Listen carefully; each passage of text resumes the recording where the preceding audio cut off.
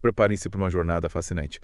Hoje a gente vai mergulhar fundo na intersecção entre o ato de caminhar, a cidade e a experiência humana. Nossa, que legal! É como se a gente pegasse um mapa da cidade e, em vez de seguir as linhas retas, Isso. decidisse explorar cada viela, cada canto inesperado. Exatamente. Uau! E não estamos falando só de ir do ponto A ao ponto B, não. Tá? Entendi. A gente vai entrelaçar a história, a literatura, psicologia, Olha só. até a arquitetura, para entender como caminhar transforma a nossa relação com a cidade.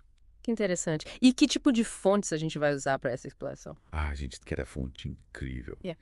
Ensaios instigantes, contos arrepiantes. Hum. Tudo sobre a experiência urbana, sabe? Vamos começar a nossa jornada com The Walker, do Matthew Beaumont. Ah! O livro apresenta o conceito de passos perdidos. Passos perdidos. E já de cara, a gente se depara com uma ideia que desafia a lógica urbana, né? O que você acha? Sim, a ideia de passos perdidos vai muito além de simplesmente vagar sem rumo, né? É sobre se abrir para os desvios inesperados, sabe? Sim. Os que moldam nossas vidas na cidade. Hum. O próprio André Breton, escritor surrealista, escreveu um livro chamado Passos Perdidos. Olha só. E quando mostrou para sua musa, Nádia, ela respondeu: Passos perdidos não existem. Que provocação! É como se ela estivesse questionando a necessidade de ter um propósito para cada passo que a gente dá. Exatamente. E o Beaumont argumenta que esses passos perdidos podem nos levar a encontros inesperados. É. Descobertas que jamais faríamos se estivéssemos presos a um roteiro rígido. Nossa, é verdade. Pense em quantas vezes você se deparou com algo incrível simplesmente por se desviar do caminho planejado. Nossa, isso acontece comigo direto. Yeah. Às vezes a gente evita um engarrafamento mudando de rota e acaba descobrindo um café charmoso, uma livraria escondida. É a beleza dos passos perdidos. É. É sobre se permitir ser surpreendido pela cidade, sabe? É. Se abrir para serendipidade. Então, o que isso significa pra gente? Será que em vez de correr para nossos destinos, a gente deveria permitir se perder um pouco mais? Abraçar esses momentos inesperados que a cidade nos oferece. É um convite para redescobrir a cidade, sabe? Uhum. Como um espaço de exploração, de maravilhamento. Ah. Se a gente pensar bem, essa ideia de passos perdidos se conecta com outro conceito fascinante. A convalescência. Convalescência. Mas o que isso tem a ver com a cidade? Tem tudo a ver. Pense naquela sensação de estar se recuperando de uma doença quando tudo parece novo e estranho. Sei. É como se os sentidos estivessem mais aguçados, sabe? Ah. E a gente prestasse atenção em detalhes que antes passavam despercebidos. Hum. Edgar Allan Poe explora essa percepção aguçada em O Homem da Multidão. Ah, sim. Lembra da história? O narrador, em convalescência, fica obcecado por um velho misterioso que vê na multidão Isso. e passa a segui-lo sem descanso, movido por uma fascinação quase febril. E Poe descreve essa busca com detalhes perturbadores. O narrador, ainda febril, acha a chuva perigosamente agradável. Nossa sensibilidade exacerbada do convalescente, sabe? É como uma lente que amplifica a experiência urbana, tanto o belo quanto o grotesco. É como se a cidade se revelasse de uma forma mais intensa, mais vívida. Mas será que essa experiência é exclusiva de quem está em convalescência? Boa pergunta. Será que a gente não pode cultivar essa abertura para o novo, essa sensibilidade aguçada, mesmo no dia a dia? É uma pergunta intrigante. É. Talvez a chave seja encontrar um equilíbrio Isso. entre a rotina e a descoberta, entre a familiaridade e o estranhamento, né? É. Na nossa vida urbana. E por falar em perspectivas únicas, vamos mergulhar no mundo dos caminhantes noturnos. Ah, legal. Como a noite transforma a cidade É. e as pessoas que a habitam. Para entender essa experiência, vamos recorrer a um mestre da observação urbana, Quem? Charles Dickens. Ah, o Dickens. Ele era um ávido caminhante noturno. E seus escritos capturam a dualidade dessa prática, terapêutica e ao mesmo tempo isolada. Sempre imaginei o Dickens como um cavalheiro vitoriano, compenetrado. É fascinante imaginá-lo perambulando pelas ruas de Londres à noite. É um contraste, né? Que contraste. E essa prática noturna de Dickens era quase uma rebelião contra a lógica da cidade capitalista. Enquanto a maioria das pessoas dormia, ele encontrava nas ruas desertas um refúgio da agitação da vida cotidiana. Espera, você está dizendo que um passeio noturno pode ser um ato de rebeldia? De certa forma, sim. Nossa. Os passeios noturnos de Dickens eram uma maneira de escapar do ritmo frenético da vida diária, sabe? Sim. De rejeitar as demandas constantes por produtividade. Aham. Ele desacelerava, observava e encontrava um ritmo diferente para a cidade. Me fez lembrar daquela frase. A gente precisa desacelerar para ver a beleza do caminho. É verdade. Mas me diga uma coisa, o Dickens não era conhecido por caminhar num ritmo acelerado? É. Isso não parece meio contraditório? Parece, mas essa é a ironia. Mesmo se movimentando com rapidez, seus passeios noturnos lhe permitiam vivenciar o tempo e o movimento de uma maneira completamente diferente, entende? Sim. Era como se ele encontrasse um respiro, um espaço para contemplação em meio ao caos urbano. Então não se trata apenas da velocidade, mas da intenção por trás do ato de caminhar. Exatamente. A caminhada noturna proporciona um espaço para reflexão, Sim. para explorar a cidade sem as amarras do dia a dia. E agora, prepare-se para entrarmos num território mais sombrio e psicológico. O fenômeno dos estados de fuga e sua conexão com os espaços urbanos. Nossa. Vamos lá. Olhando para trás de Edward Bellamy, Sim. para ilustrar esse conceito, o protagonista, Julian West, acorda no ano 2000 após experimentar um estado de fuga. Nossa, Imagina a desorientação. que loucura. Acordar em um século completamente diferente. Mas não se trata apenas de uma viagem no tempo, certo? Não. Estão falando de como a sedência pode desencadear esses estados de dissociação psicológica. Isso mesmo. Bellamy usa a experiência de West para explorar como as mudanças rápidas na paisagem urbana, sabe? Podem contribuir para uma sensação de estranhamento e alienação. West se sente completamente perdido, incapaz de reconciliar a cidade que conhecia com essa metrópole futurista. Me lembra o caso de Ian Suborn, o carpinteiro que desapareceu e reapareceu com uma nova identidade. É mesmo. Aconteceu na mesma época em que Bellamy escrevia Olhando para Trás. Interessante. É fascinante como tanto o West quanto o Bourne experimentam essa perda de identidade em conexão com o lugar. Levanta a questão. Será que a cidade em si pode induzir ou exacerbar esses estados de dissociação psicológica? É uma ideia perturbadora, né? É. Mas nos faz pensar sobre o impacto que o ambiente tem sobre o nosso senso de identidade. E por falar em experiências perturbadoras, vamos voltar nossa atenção para O Homem Invisível, de H.G. Wells. Vamos examinar como o protagonista, Griffin, encarna as ansiedades sobre anonimato e invisibilidade na cidade moderna. O Homem Invisível. Uma história que realmente nos deixa inquietos.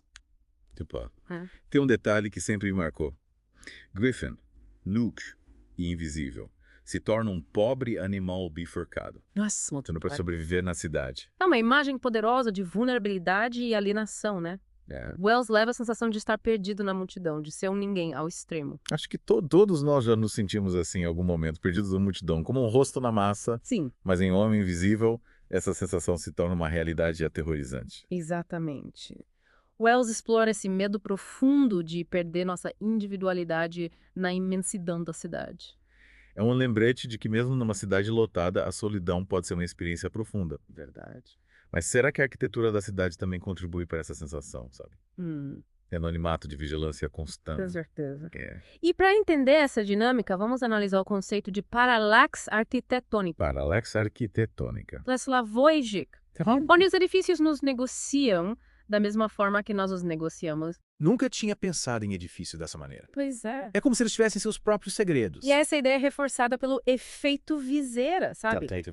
Onde as fachadas dos edifícios se assemelham a máscaras, ocultando as relações de poder em jogo. Você tem algum exemplo específico desses edifícios com viseira? Sim, em Londres, o edifício de engenharia da UCL e a extensão do Museu Britânico. Ambos exibem esse efeito viseira. Mas como isso se conecta com o panorama geral da cidade? Bem, esses edifícios, com suas fachadas imponentes e interiores ocultos, refletem uma tendência crescente no design urbano, né? Eles fazem parte da ascensão da estética do setor privado, onde a exclusividade e a vigilância se tornam cada vez mais dominantes. É como se a arquitetura espelhasse as estruturas de poder da cidade. E essa sensação de opressão se intensifica quando pensamos em lugares como o Marble Arch, em Londres. Sim. Um monumento grandioso construído sobre um laçado sombrio. Exatamente, embaixo daquela fachada imponente. Esconde-se a história do Tyburn Tree, local de execuções públicas. Um contraste chocante, não é? Um local de celebração erguido sobre um palco de morte. É como se a cidade tentasse apagar seu passado violento. E essa tentativa de encobrir a violência fica evidente na pequena placa que marca o local do Tyburn, sabe? Sim. Lembrete sutil dos horrores que aconteceram ali. Samuel Johnson, o grande escritor e pensador, Sim. criticava a hipocrisia das execuções públicas, como as pessoas se aglomeravam para presenciar o espetáculo da morte. E para tornar essa história ainda mais arrepiante, lembrei de um detalhe Qual? O corpo de um vagabundo esquecido encontrado perto do Mar Morte. Nossa, É como macabro da história do local. é verdade.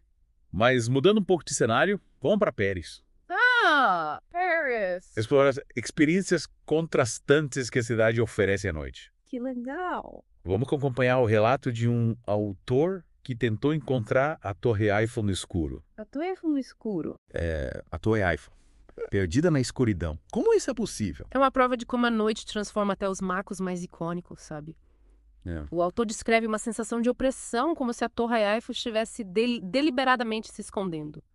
É um lembrete de que até os lugares mais familiares podem se tornar estranhos e até inquietantes à noite. É verdade. É. Mas Paris à noite também é uma cidade de contrastes gritantes. Sim.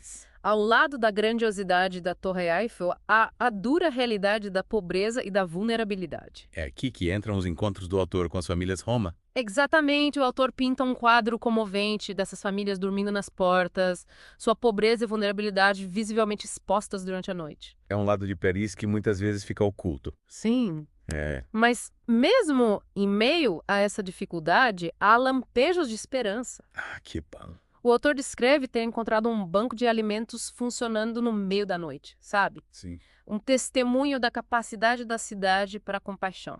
La main de l'autre. É. A mão do outro. Isso. Que bela imagem de conexão humana e solidariedade no coração da cidade. É um lembrete de que mesmo nos cantos mais escuros da cidade, né? Sim. Atos de bondade e generosidade podem brilhar. Ufa, quanta coisa a gente já explorou. É. Dos passos perdidos à caminhada noturna, dos estados de fuga à vigilância arquitetônica, mergulhamos em facetas fascinantes da experiência urbana. Na verdade. E você?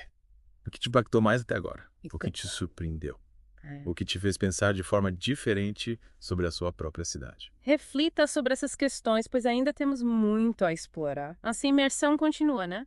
Vimos como o ato de caminhar abre novas perspectivas para enxergar e entender a cidade. Sim, vimos. E antes de prosseguirmos, estávamos refletindo sobre aqueles encontros marcantes com as comunidades ocultas de Paris à noite, lembra? Ah, sim, aqueles relatos foram tão vívidos e instigantes. Uhum. É um lembrete de que a cidade é um palco de inúmeras histórias, Isso. muitas das quais se desenrolam enquanto a maioria de nós está dormindo. E essas histórias muitas vezes desafiam nossas noções preconcebidas sobre a vida urbana, né? Falando em desafiar noções, prepare-se para um desvio inusitado na nossa conversa. O dedão do pé. O dedão do pé. O dedão do pé. Nossa, que interessante! Qual a relevância disso para nossa conversa? Fiquei curioso também. Vamos explorar o ensaio Dedão do Pé, do Georges Bataille. Georges Bataille, nunca tinha ouvido falar. Ele argumenta que o dedão do pé, sabe, é a parte mais humana do nosso corpo. Sério. E, ao mesmo tempo, aquela que nos conecta mais diretamente com o nosso passado animal. Então ele seria como uma ponte entre nossos instintos primitivos e nossa evolução. Exatamente. Ele é, ao mesmo tempo, elevado e degradado. E essa dualidade nos leva a uma reflexão profunda sobre a natureza humana, entende? Nossa, nunca imaginei que estaria refletindo sobre as implicações filosóficas no dedão do pé em um podcast. Mas essa provocação de Bataille, né, nos leva a um ponto crucial. A constante oscilação do ser humano entre o básico e o elevado, sabe? O animal e o intelectual. Me lembrou daquela frase, não somos seres humanos tendo uma experiência espiritual, mas seres espirituais tendo uma experiência humana. Perfeito. E essa tensão, essa dualidade é o que nos torna tão complexos e fascinantes. É verdade. Mas como essa ideia se conecta à nossa experiência na cidade? É boa pergunta. Pense na cidade como um caldeirão de contrastes, um lugar onde o alto e o baixo, a ordem e o caos se entrelaçam, sabe? Sim. É nesse ambiente que nossos instintos primitivos e nosso lado civilizado estão em constante interação. Então, o dedão do pé seria uma metáfora para a própria cidade. É uma interpretação interessante, né? É. Agora, vamos avançar para meados do século XX e explorar como a tecnologia, especialmente a televisão, impactou a relação das pessoas com a cidade. E para ilustrar essa época, a gente vai recorrer ao conto distópico O Pedestre, Ah, o pedestre. do Ray Bradbury, Sim. que retrata um futuro onde caminhar à noite é considerado subversivo. É uma crítica contundente, né? Sim. Sobre como a tecnologia pode ser usada para controlar e pacificar as pessoas. O personagem principal, Leonard Mead, é preso simplesmente por caminhar. Seu crime, não estar em casa assistindo televisão. Que absurdo! É uma alegoria poderosa, né? Sobre como a conformidade pode ser imposta por meios aparentemente inofensivos. E o que é realmente perturbador é o vazio da cidade à noite, sabe? É. Todos estão dentro de suas casas, hipnotizados pelas telas. É o que o Adorno chamou de a marca negativa do mundo administrado. A cidade se torna um espaço estéril, sem vida. É verdade. Mas para Mead, caminhar é uma forma de resistência, né?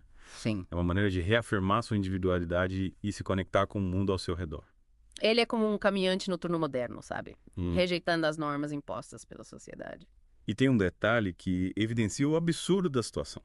Qual? Quando questionado sobre o motivo de estar caminhando, Mead responde: para respirar e para ver. Nossa, que forte.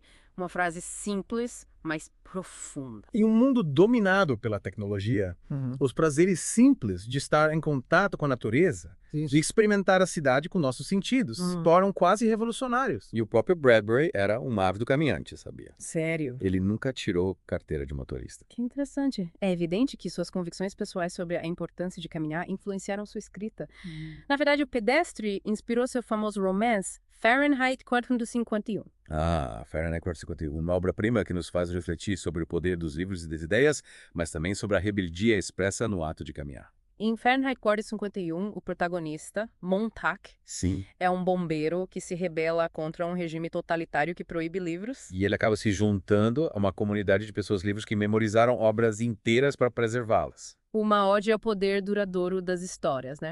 E a importância de manter o conhecimento vivo. E o que é realmente interessante é que Montag escapa da cidade, seguindo uma rede de trilhos de trem abandonados, um caminho esquecido. É como uma manifestação física da ideia de passos perdidos, né? Uma forma de romper com os caminhos predeterminados e encontrar novas maneiras de estar no mundo. É um lembrete de que, às vezes, os atos mais radicais são aqueles que parecem mais comuns. É verdade. É.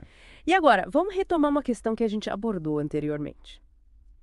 A ideia de se sentir em casa na cidade, lembra? Assim, essa questão me tocou profundamente. Acho que muitos de nós, mesmo amando a vida urbana, podemos nos sentir deslocados às vezes. É uma experiência comum, né? Especialmente num ambiente acelerado e em constante mutação da cidade moderna. E para analisar essa questão, vamos recorrer às ideias de George Simmel, um sociólogo que escreveu extensivamente sobre a psicologia da vida urbana. Sinello argumentava que os moradores da cidade, né, muitas vezes desenvolvem um senso de reserva como forma de se proteger dos estímulos avassaladores do ambiente urbano. É como se a gente estivesse constantemente erguendo muros, mesmo sem perceber. Isso pode levar a sentimento de isolamento, sabe? Mesmo quando estamos cercados por milhões de pessoas. Como naquela frase, solidão não é ausência de pessoas, mas ausência de conexão. Exatamente. Mas não se trata apenas de isolamento emocional, né? Não. A gente também experimenta uma sensação de desconforto em relação ao ambiente físico da cidade. E que entra o conceito de efeito viseira, novamente, né? Exatamente.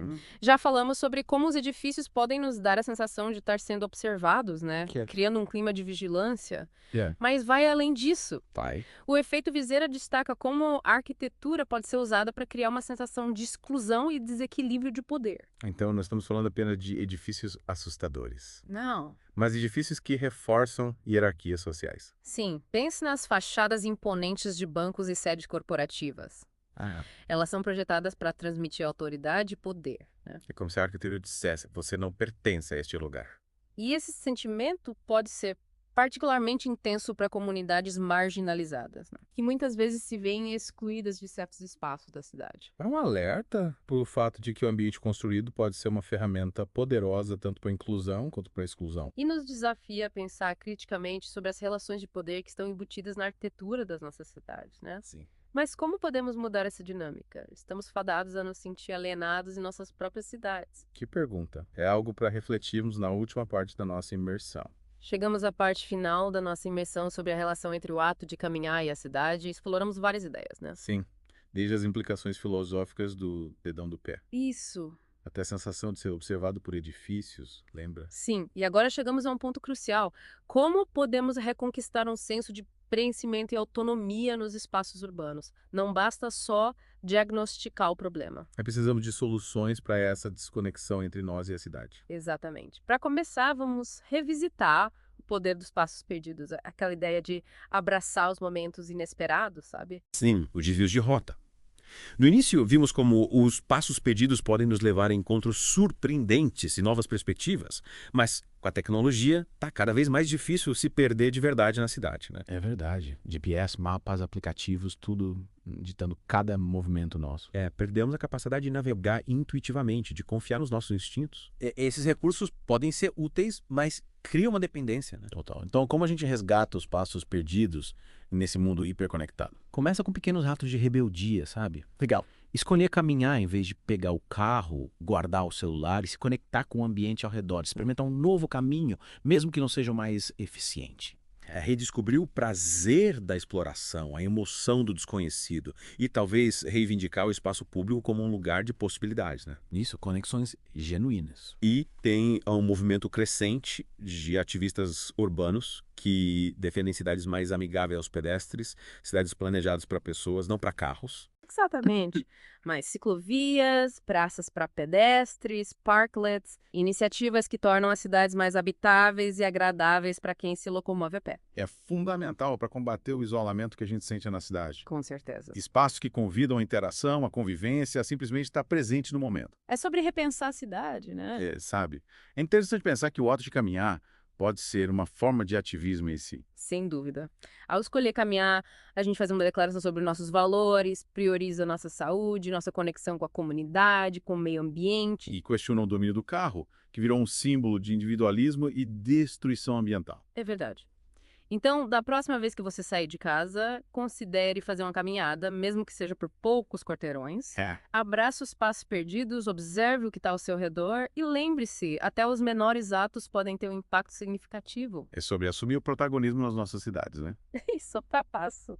E essa é a beleza da nossa imersão, né? Não se trata apenas de compreender as complexidades da vida urbana, mas de nos capacitar para criar cidades que a gente quer habitar. A cidade é um organismo vivo em constante transformação. E nós, pedestres, somos parte integrante do seu tecido. Então caminhamos com intenção, com propósito, com um senso de descoberta e possibilidades. E jamais nos esqueçamos do poder de um simples passo. Chegamos ao fim da nossa imersão. Esperamos que tenham apreciado essa jornada pelas diversas facetas da experiência urbana. Convidamos você a continuar explorando, faça uma caminhada, se perca e veja onde seus passos te levam. Até a próxima. E continue curioso.